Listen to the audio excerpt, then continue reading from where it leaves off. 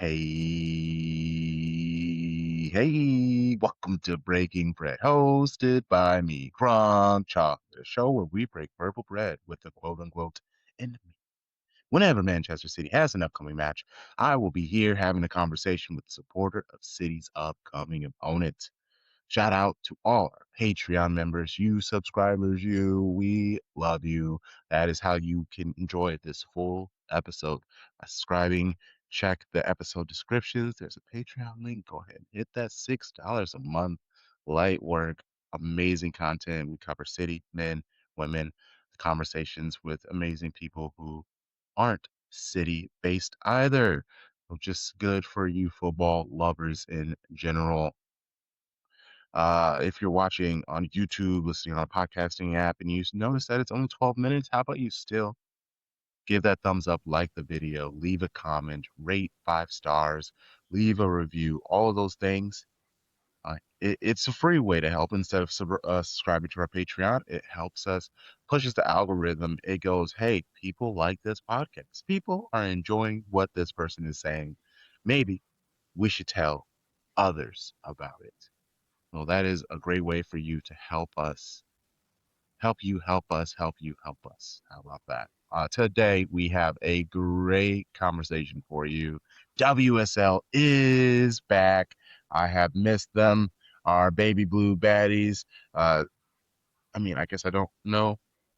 Is like it's we have days like it's pretty warm today, but we have some days where it drops. I don't know what the weather is like in Brighton. I don't know if after the match they're feeling good enough they can just go splish splash, take a splash out on the beaches. I don't know if that's a good idea or not, but we can find out with our guests. We can also find out how Brighton are doing. Also, a quick early before we really get into things. Congratulations on beating Arsenal. That was a very fun watch. Thank you. Give Thank it you. up for It's a Duncan pleasure of to be there, I SheGulls. can tell you. Oh man, I can only imagine the energy and everything. Like I'm sure y'all had a great time that day. Yeah, absolutely. I almost didn't go as well. I ummed and ahed about it for a little while because we had a couple of long away journeys, Hmm. on the schedule. And I thought, I don't know, it feels like there's going to be a tough ask at Arsenal. And I thought, you know what? You never know, you know. And there you go. So I think that'll chasten me next time. I think, I might give that one a miss, have a little break. I'd say no, that could be the one. The joy of the FA Cup, and that's kind of not kind of. It's exactly what that competition needs, exactly kind of what the WFA competitions in general need is some real like shakeup, some upsets because everything always feels so heavy-handed. Not to mention, luckily I got denied, but that idea where we'll seed the top people, and so that way Mm. people who are traveling can know where they're gonna go instead of you just putting the schedule out at a normal time and not have your fan base waiting to know when they have to plan. Like it's so funny the ways that they try to be like, you don't like this, right? How about this completely other thing that goes around what we actually need you to do, but it'll still get you what you said you wanted at the end, right? Like, will it make the game worse? Probably, but Yeah. we don't have to do what you want us to. Yeah, I don't think they were too happy that obviously the semi-finals that we drew Liverpool and the other game I think is Chelsea Man Yes. City. I don't think the powers that be would have been too happy about that because obviously the ideal is that two of the top big four teams meet in the final Yeah. and then the place is packed and everything. But for us and Liverpool, it's an incredible opportunity to kind of scale some new heights. So I think exactly like you say, it shows why the FA Cup is so special and why it doesn't need, messing around with, basically. Yeah. If the marketing gods over there at Lynn Women's Football, they could easily like that. This is what you need to sell. This is what you need to grow the football. It's the David versus Goliath idea, like the aspect. Instead of just, hey, these are the two best teams that win every single year coming in, so therefore we don't have to work for the fan base. But this is a really good chance to incentivize. make Brighton fan base, the Liverpool fan base, feel like they have something going. You both have new managers with great visions. You have things to be excited about. Uh, I didn't want to lump. I like your manager. I didn't want to lump it in with Garrett Taylor, but I was like, it is true. He's new. He obviously is getting things shaken at Liverpool, like from how they started the season to where they are now. It's like a completely different side. The money has already been spent. They already been Liverpool's already announced that they have a couple players coming in the Yeah. summer. So it's like there's energy there.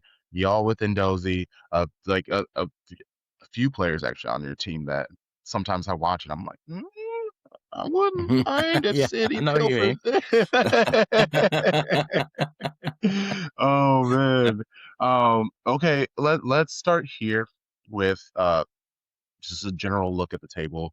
You are in six, which is great, but basically you through Aston Villa and is what no 1 point difference, and then if you throw in Mm. Liverpool, it's a 4 point difference.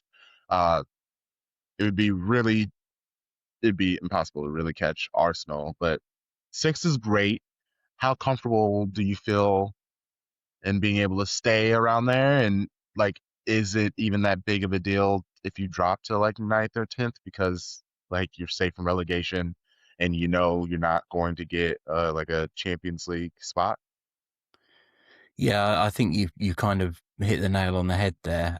It is very tight in that area, and therefore I don't whether we kind of finish.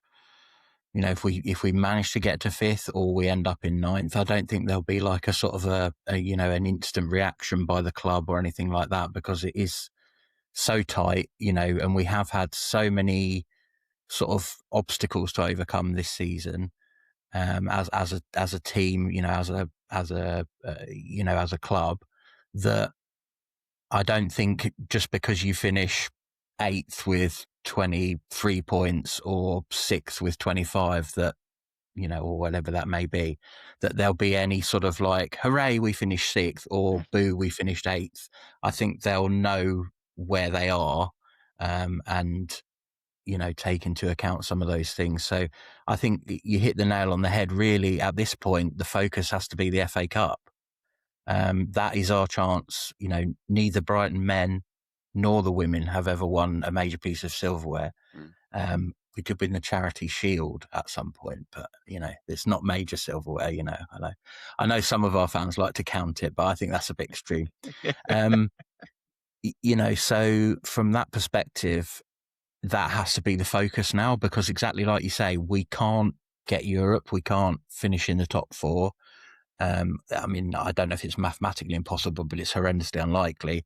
And equally, we're not going to be relegated. I think any hope of, or well, not hope, but any prospect of that when we beat Leicester probably kind of ended that. If they'd have managed to creep 3 points up on us, then obviously it could have dragged us down. But us, going and beating them in a sort of tough but fair contest, really kind of cemented, I think, our sort of mid-table status. So it's been a little bit disappointing, I would say, overall, because obviously we finished fifth last season, Mm. record points total.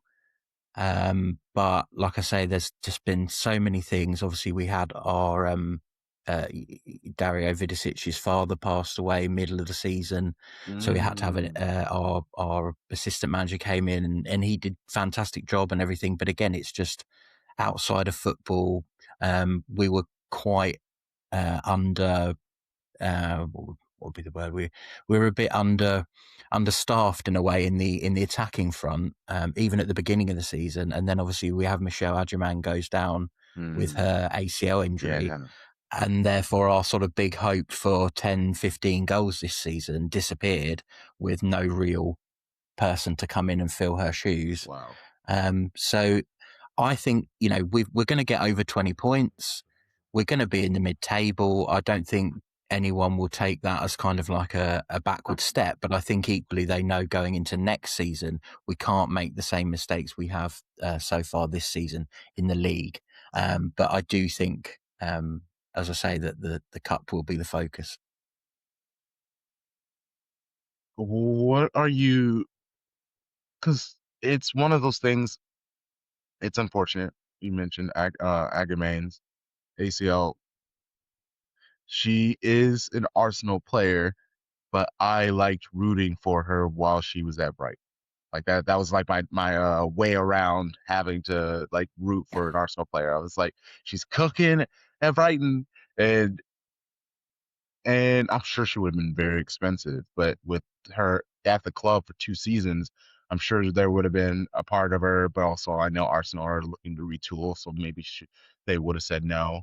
But I guess how likely before the injury, like at the beginning of the season, did you think that Brighton might try to splash the cash on her? And then how likely are they now? Is it like a zero because she did hurt herself, and then there's just like all this in the air with an injured player? Yeah, that's an interesting one. I think arguably you could say that she's more likely to come to Brighton now after the injury, I would Mm. say, because I think if she doesn't suffer the injury and she does score, say, 8 to 10 goals for us this season, then Arsenal would have her back like a shot. And maybe we don't see the Stina Blackstenius contract extension because I think Oh, of anyone that we thought probably would be leaving Arsenal, it was probably Stina, and now they've signed her for another 2 years. That's another striker. That's another person in the same position as great point. Michelle wants to play. So it will be interesting to see what they do because it feels like someone somewhere has got to make room. Um, the only thing I would say is I think the expectations around her have to be slightly tempered Yes. because she is an incredible talent, don't get me wrong. But she was very much like a sort of a substitute player for us in that first season, and scored a few important goals. And obviously, she then went on to do what she sort of did for the England team. But